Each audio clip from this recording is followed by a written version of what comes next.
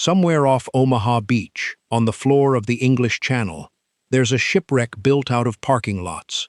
Concrete boxes the size of apartment buildings, broken apart and scattered across the seabed, some of them still standing upright under 15 feet of water. This was the single largest engineering asset the Allies brought to the invasion of Normandy. Bigger than any battleship, bigger than any airfield, it weighed more than 1.5 million tons. 3 full days of weather were enough to finish it, and it happened at the worst possible moment. Less than 2 weeks after D-Day, with the invasion still fighting to hold the ground, this harbor was supposed to feed. They called it Mulberry A, an entire artificial harbor towed across the channel in pieces and assembled off the beach. Without it, there was no way to get tanks, fuel, and fresh troops ashore fast enough to hold what the first wave had just taken. That's the single biggest machine on this list, built by the best engineers the Allies had, and it doesn't even crack the top 13. That's what this list is. Machines that were the best in the world at what they did, built by people who knew exactly what they were doing, and every one of them still failed at the worst possible moment, the single hour it couldn't afford to. 13 of them, ranked by how badly it went, building to a machine at number 1 that didn't just break down. It turned against the very men it was built to save. Number 13. In the logging camps of the Pacific Northwest, from the 1880s clear through to the 1950s, the machine that dragged the timber out of the woods was a steam boiler bolted to a sled, spooling out cable to a winch. Loggers called it a donkey engine. John Dolbear patented the design in Eureka, California, in 1882, wrapping the first model's rope around a spinning gypsy head, and it changed logging the way the tractor changed the farm. Before the donkey, a tree too big for a horse team to drag stayed where it fell. After the donkey, nothing in the forest was too heavy to move, and camps that once measured a day's work by what animals could haul started measuring it by what steam could pull instead. Picture the machine mid-pull. A turn of logs on the line, sometimes several tons of old-growth timber, dragged uphill through stumps and slash toward the spar tree, with the cable drawn bar-taut between the winch and the wood, steam pressure climbing, to put everything the boiler had into the haul. A cable under that kind of load does not forgive a mistake, and neither does the boiler feeding it. Low water in the boiler was the classic killer on a donkey engine. The crown sheet runs dry, the metal glows past its limit, and what comes next happens in under a second, with nothing you'd call a warning. The University of Washington's own logging archive calls the donkey engine a major cause of injury and death among loggers, for exactly this reason. It went up without asking, or it snapped a line that came whipping back through camp faster than any man could get clear of it. A hazard loggers of the era learned to work around, because there was no other machine that could do the job at all. A logging crew was never large. 40 men, maybe. Fallers, buckers, riggers, and the one engineer standing at the donkey's controls, all of them trusting a single machine to haul out the day's cut. When the boiler let go mid-haul, there was no rescue train coming, no telegraph line to burn, no company inquiry that made the papers the way a mine or a bridge did. Just a crew short a man, and a donkey engine in pieces on its sled. The diesel tractor finished off the steam donkey by the 1950s. A great number of them are still out there today, rusted through, half swallowed by second-growth timber, sitting exactly where their boilers gave out. Number 12. March the 20th, 1905, 7:50 in the morning, Brockton, Massachusetts. The day shift is walking into the R.B. Grover Shoe Factory, an acre of wooden floor packed with the most advanced shoemaking machinery in the business. The factory's newer high-pressure boiler had just come off 2 winters of hard use and needed servicing. So the chief engineer, a man named David Rockwell, made the call every plant engineer of that era knew by heart. Keep the building running on the old backup boiler while the new one gets its maintenance. That backup had been sitting since 1891. Here's what the men firing it that morning didn't know, and couldn't have seen even if they'd looked. The boiler's steel plates were joined with a lap joint, 2 sheets of metal, overlapped and riveted together. A crack had been growing in the seam for years, hidden in the gap between the layers, invisible to every inspector who'd ever run a hand or a hammer over that boiler's skin. Every year, inspectors from the boiler insurance company found thousands of cracks across the mills of Brockton and ordered them repaired. Not one of them could see between two overlapping plates to find this one. On top of that, 3 separate safety systems failed to do their job that morning. A shutoff valve was closed when it shouldn't have been. A safety switch had been unplugged during maintenance and never reconnected.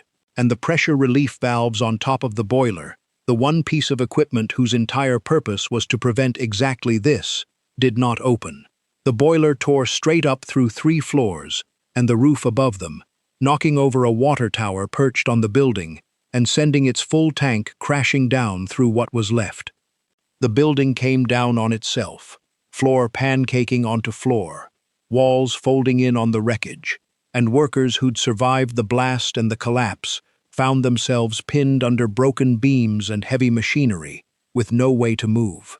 Broken gas lines caught fire in the debris, and the factory's 300 windows, blown out in the blast, turned the ruin into a chimney that burned hot enough to melt iron pipe. Newspapers the next morning described the cries of the trapped carrying nearly half a mile from the wreckage. 58 people died that morning. 150 more were pulled out injured. The fire burned so hot that 39 of the dead were buried together, unidentified, because there was nothing left to identify. Massachusetts wrote the country's toughest boiler laws in response, requiring licensed operators and regular state inspection of every pressure boiler in the state. Within a decade, those rules became the model other states copied, and the foundation of the national code every steam boiler in America is still built to. Number 11. By late February of 1910, a storm was sitting over the Cascade Range that dropped snow at a foot an hour, piling drifts 20 and 30 feet high. 2 Great Northern trains, the Seattle Express and the Fast Mail, cleared the Cascade Tunnel and stopped dead just beyond it, at a rail siding called Wellington, when slides buried the tracks ahead and behind.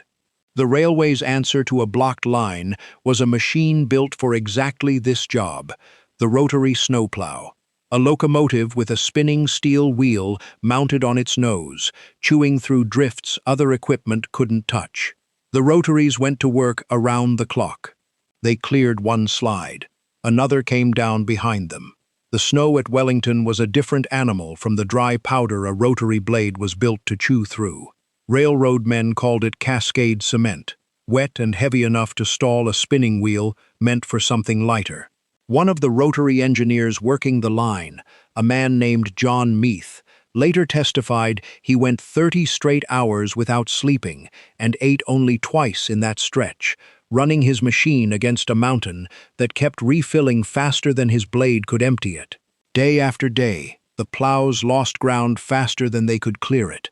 By the 4th or 5th day, the coal that powered both the plows and the stranded locomotives themselves was running low, and crews were scavenging fuel from anywhere they could find it. On February 26th, the telegraph line went down, and Wellington lost its only way of calling for anything. No way to ask for more coal, more men, or a warning about what was building on the slope above them. For 6 days, close to 100 passengers and crew sat in those rail cars on the mountainside, watching the plows lose the fight outside their windows. Then, in the early hours of March 1st, thunder cracked over Windy Mountain, and the slope above the tracks let go all at once. The avalanche took both trains and pushed them 150 feet down into the valley below. 96 people died, 35 passengers and 61 railroad men. Buried under snow the machines built to clear it never got the chance to reach in time. Search crews spent the following days hauling bodies down the mountainside on toboggans, because nothing on wheels could reach the wreck. The Great Northern spent the next 3 years building miles of snow sheds over the most dangerous stretches of that same pass. Timber and concrete roofs meant to let an avalanche pass harmlessly overhead instead of onto the track. The railway also renamed the town afterward. Nobody wanted to live somewhere called Wellington anymore. What's left today is concrete snowshed, crumbling along a hiking trail through the same pass. Number 10. 86 ironworkers are standing on the Quebec Bridge over the St. Lawrence River, minutes from the end of a shift on August the 29th, 1907. It was meant to be the longest cantilever span ever built, and the traveling cranes crawling along its unfinished arm, the erection travelers, the machines doing the actual work of placing each new piece of steel, were carrying the bridge's own weight out over open water, a little further every day. A young engineer on site, Norman McClure, had been watching one of the bridge's lower support beams bend more with each report he filed. He'd flagged it in June. He flagged it again in August, when the bend had visibly grown worse. The consulting engineer back in New York, Theodore Cooper, finally wired an order north on the morning of the collapse itself. Place no more load on the bridge until every fact had been considered. The wire arrived at the bridge company's office that afternoon. Nobody stopped the work. Steel kept going up on the span through the last hours of the day the beam gave out. A riveter named Beauvais, high on the southern span, had just watched a rivet he'd driven himself an hour earlier snap clean in two. He was calling out to his foreman about it when the whole structure began to scream. The cord buckled without warning. 20,000 tons of bridge, and the traveler cranes riding on top of it dropped into the St. Lawrence in seconds. With a crash, people 10 kilometers away in Quebec City mistook for an earthquake. A timekeeper on the span, about to blow the whistle for the end of the shift, felt the deck give way under his feet and ran for the one section still holding. The last girder snapped behind him as he reached solid ground. Beauvais did not get clear. 75 of the 86 men on that span died. 11 survived. 33 of the dead were Mohawk ironworkers from Kanawake, steelworkers whose skill on high beams had made them famous in the trade, leaving behind 24 widows and dozens of children in a single village. A second attempt at the same bridge collapsed again in 1916, killing 13 more men when the center span fell while it was being lifted into place with hydraulic jacks. A different crew, a different design, the same river taking a second toll before the crossing was finally allowed to stand. The bridge finally opened in 1912 years, and 88 bridge workers' lives after construction had begun. It's still carrying traffic across the St. Lawrence today, the longest cantilever span in the world, exactly as originally intended, standing on the same site where it fell the first time. Number 9. Between 1907 and 1913, the machines cutting the Panama Canal through the mountain spine of the isthmus were steam shovels, Bucyrus machines mostly, chewing rock and clay out of a gorge called the Culebra Cut, one bucketful at a time, feeding 160 trainloads of spoil out of that gorge on a busy day, each shovel with its own crew of operators and craneman working the slopes above thousands of laborers laying track and setting dynamite charges below. More than 100 landslides hit that gorge over those years. Some gave warning. Most didn't. The worst of them started in October of 1907 at a slope called Courrieres, when days of rain sent 500,000 cubic yards of clay moving down into the cut like a glacier, 14 feet a day for 10 days straight. Steam shovels working the base of that slope were overturned and half buried where they sat. Their rail tracks, air lines, and drainage system crushed under mud that kept coming, kept arriving, long after any sane person would have expected the ground to stop moving. Photographs from those years show shovel number 201 upright in a field of upheaved earth after a slide, and shovel number 258 caught mid-dig with the flat cars behind it still loaded, both left exactly where the ground had swallowed them. In 1912, another slide at the same slope dumped nearly 3 million cubic yards back into the cut. It took 4.5 months of digging to clear it out again. Men and machines redoing work the mountain had already erased once. The chief engineer overseeing the cut, David Gaillard, watched slide after slide bury his progress. He described the slow-moving Cucaracha slide as a tropical glacier, made of mud instead of ice, and the description held.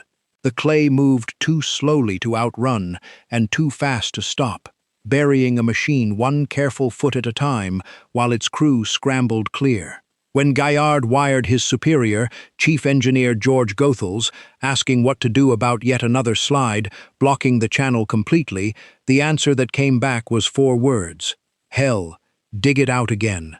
So they did, again and again, for 6 more years, entire sections of the excavation redone from scratch more than once, because the ground refused to stay where the survey maps said it would.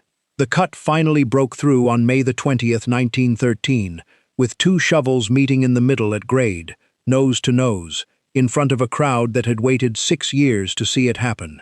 Cucaracha is still marked today as an active slide zone on the canal's own charts, monitored to this day by the same authority that runs the waterway, 100 years after the machines that first dug it went under.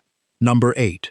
After Japan cut the Burma Road in 1942, severing the only overland route into China, the only way to reopen that supply line was to build a new one through some of the least hospitable terrain on Earth: mountains, swamp, and jungle. Nobody had ever put a road through before. American engineers broke ground on the Ledo Road in December of 1942, with bulldozers and graders doing the work no man with a shovel could, backed by 28,000 American troops and 35,000 Asian laborers, on a project that would eventually run close to 500 miles and cost the United States nearly $150 million. By the summer of 1943, the road had crawled about 39 miles forward. Then the monsoon hit, a season that dumps up to 140 inches of rain across 5 months, and the roadbed turned into a sea of mud that swallowed trucks and stalled bulldozers where they sat. Fuel for the lead bulldozer had to be carried forward on foot by porters, because no truck could get through anymore. Rivers rose 45 feet in days and took the embankments with them. At a stretch, the engineers marked mile 42.5. Construction came to something close to a dead stop, crews down to a single 8-hour shift a day where round-the-clock work had been the plan. Slow down here for a moment. Picture the machine operators sitting out those weeks, engines idling in standing water, waiting for ground solid enough to move on, the road behind them washing out faster than it could be repaired, leeches on every man's legs by evening, and nobody noticing until they'd gorged and dropped off. At the rate the fleet was managing through that mud, it would have taken 9 years to finish a road the war needed in months. When General Lewis Pick took command of the project that October, he told his engineers the road was going to be built, mud, rain, and malaria be damned, and pushed the pace back up by main force.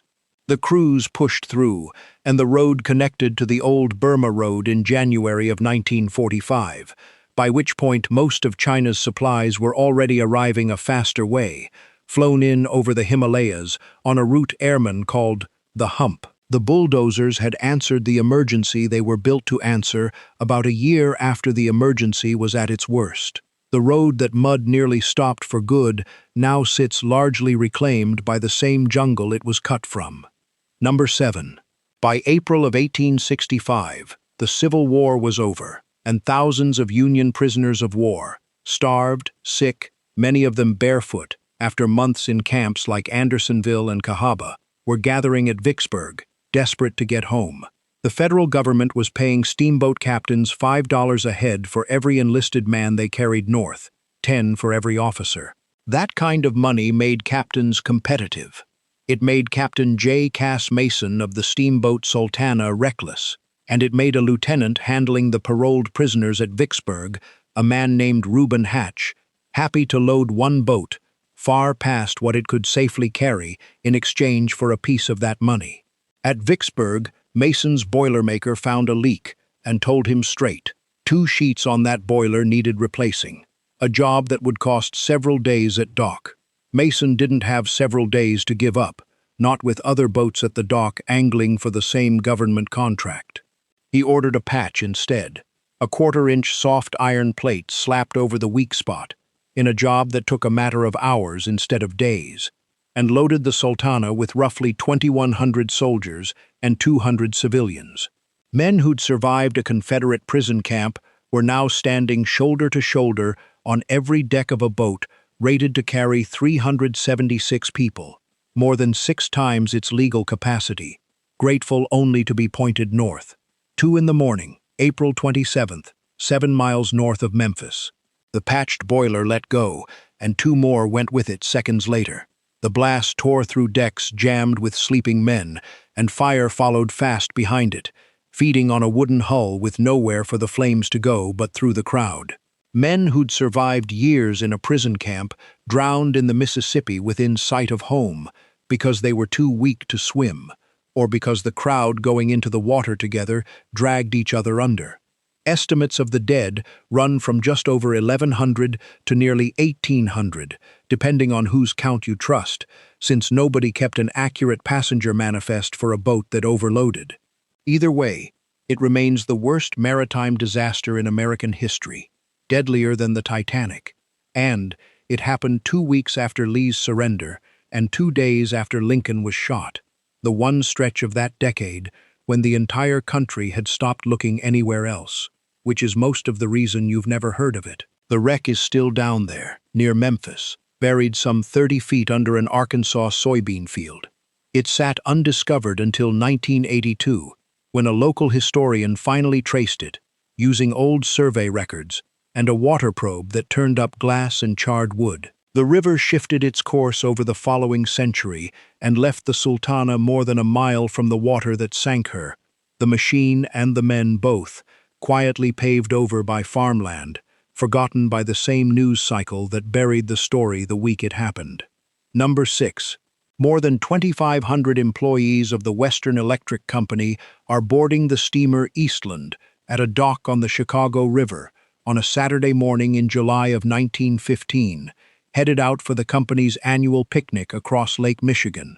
The Eastland had nearly rolled over twice before, in 1904 and again in 1907.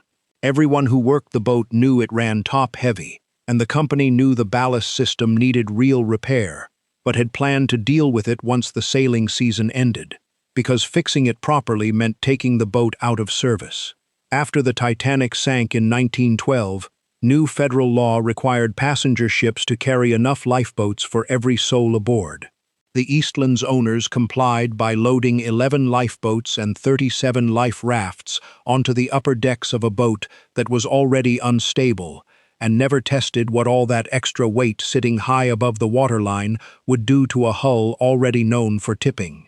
You're standing on that dock at 6:30 in the morning, watching the crowd file aboard, band music playing, nothing more dramatic on your mind than a rare Saturday off work. By 7:10, the Eastland starts to list, slow and slight, away from the wharf. The crew tries the only correction they have, opening valves to flood the ballast tanks on the low side and pull the ship back level. The water can't move fast enough, and the chief engineer managing those tanks will spend what's left of his life being blamed for a design flaw that was never his to fix. At 7:28, with the list past 45 degrees, a piano slides across the deck, dishes and furniture crashing with it, and the Eastland rolls the rest of the way over, onto its side, in 20 feet of water, 19 feet from the dock it never left. It happened so fast, the captain never gave an evacuation order. Not one lifeboat was launched. Not one life jacket was handed out.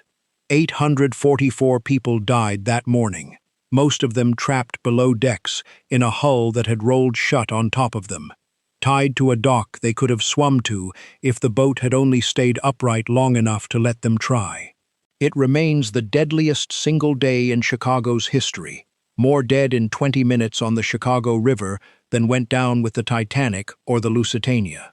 The chief engineer running the ballast tanks that morning was charged and eventually acquitted, along with everyone else associated with the boat's ownership. No one was ever found criminally responsible. The Navy raised the Eastland, renamed her the Wilmette, and used her as a training gunboat for over 2 decades, before scrapping her in 1947, the same hull that killed 844 people quietly training sailors on the Great Lakes for the rest of its working life. Number 5. Through the middle years of the Second World War, American shipyards built more than 2,700 Liberty ships. Welded, mass-produced cargo vessels churned out fast enough to outrun the U-boats sinking them. Some of them launched inside of a month, from keel to sea trials. Welding was faster than riveting, and faster was the entire point of the program. An emergency fleet built by welders who'd learned their trade in months instead of years.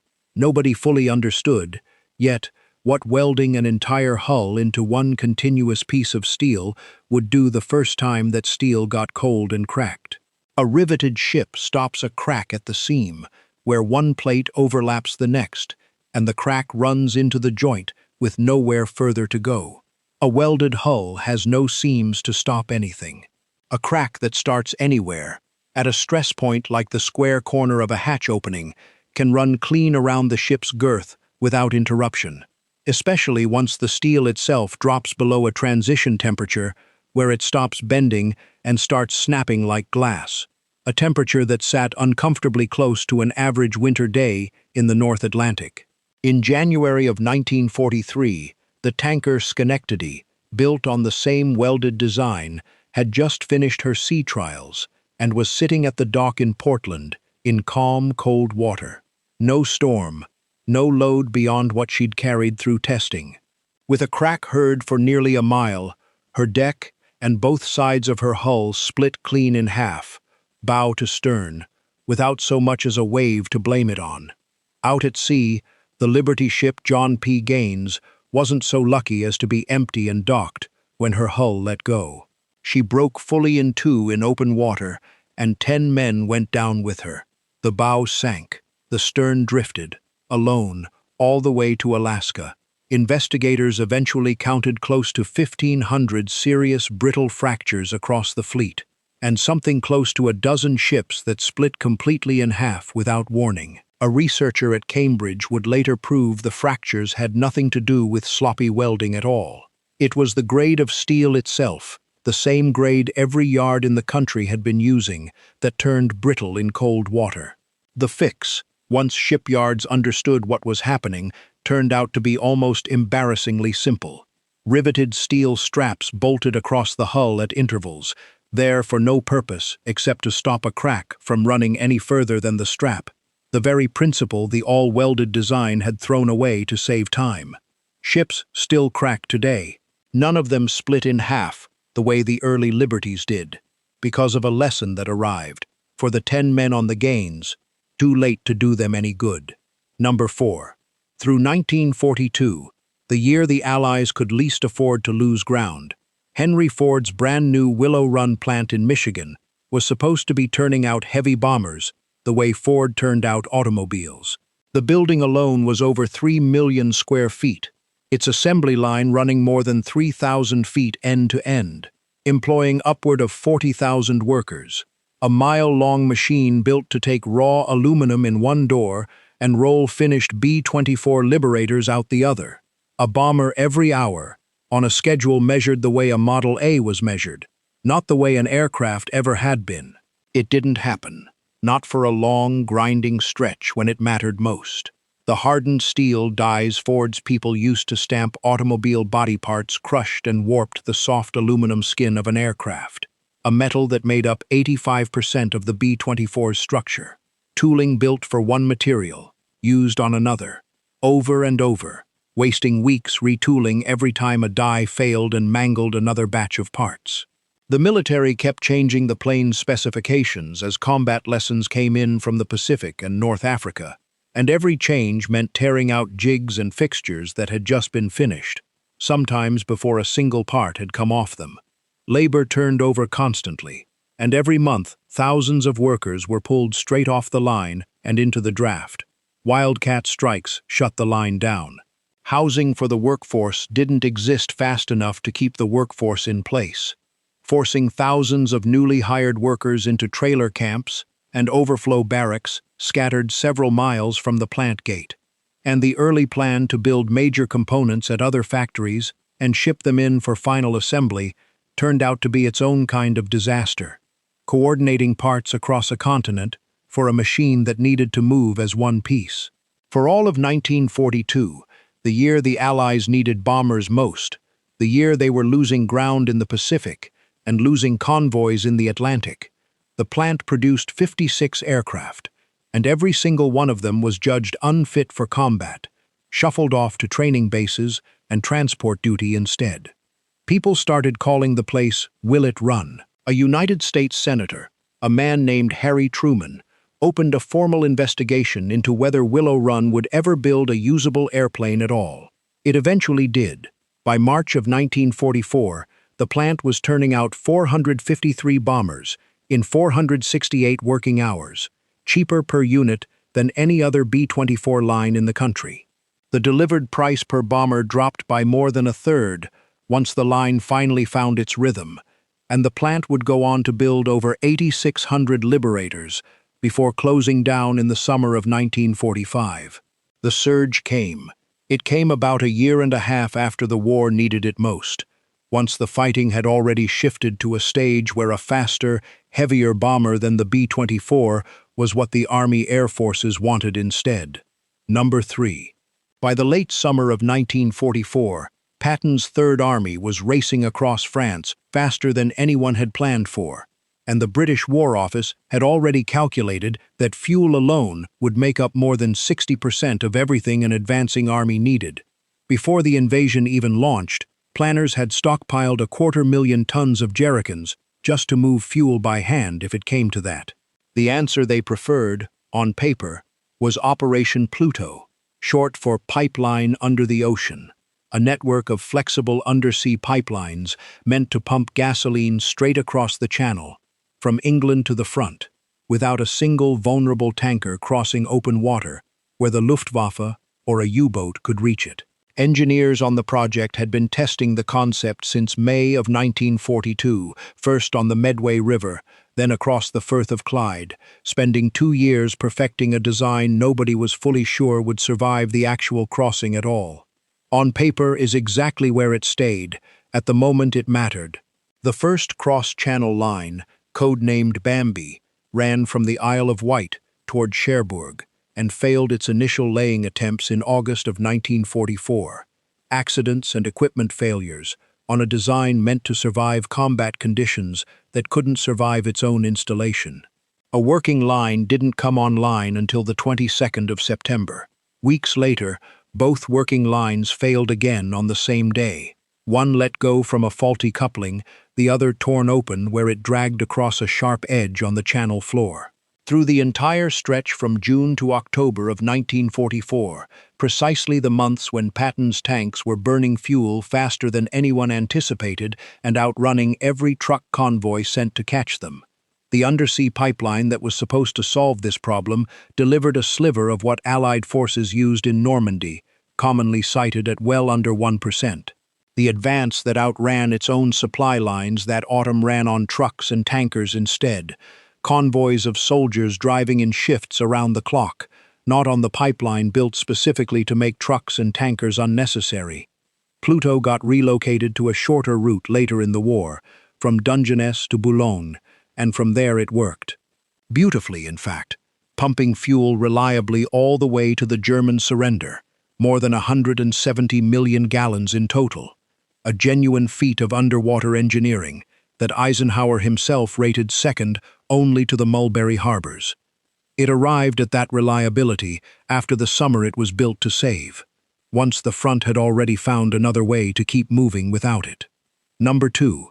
An underground fire had been smoldering for 2 or 3 days, 280 meters down in the Courrieres mines of northern France, one of the largest coal complexes in Europe, a maze of connected pits feeding coal up through shafts that opened in 4 separate mining villages, more than 2,000 men and boys drawing wages from the same company on an ordinary shift when the morning of March the 10th, 1906, arrived.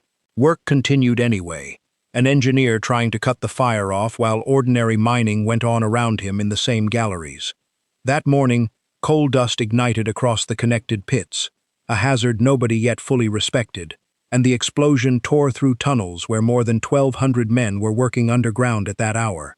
killing over half of them within minutes. France, in 1906, had no trained mine rescue corps of its own, no specialized breathing apparatus built for exactly this situation, no protocol for going back down into a burning coal mine and bringing men out alive. What rescue equipment did exist on site was makeshift and untested, and it showed almost immediately. A section of collapsed tunnel took 40 of the would-be rescuers themselves, buried, trying to reach the men they'd come to save.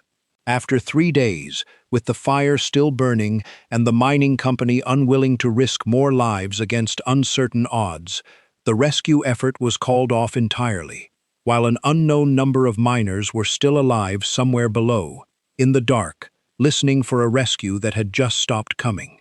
2 days after that, a team of 25 fully equipped rescuers under a leader named G. A. Meyer crossed the border from Westphalia, in Germany, a nation France was, at that exact political moment, on famously cold and suspicious terms with, because Germany was the one country nearby that had a professional mine rescue service. Newspapers on both sides of the border ran the story as a rare moment of peace between old enemies. The German team led the recovery operation. The French mines themselves had no equipment or training to run. 13 survivors walked out of that mine on their own, 20 days after the explosion, having stayed alive in total darkness on tree bark and a dead pit horse, the last of them a man remembered as one of les rescapés, the escaped ones.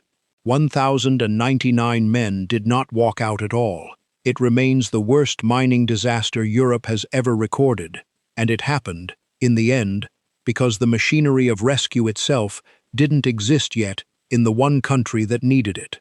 Number 1. November the 13th, 1909. Cherry, Illinois.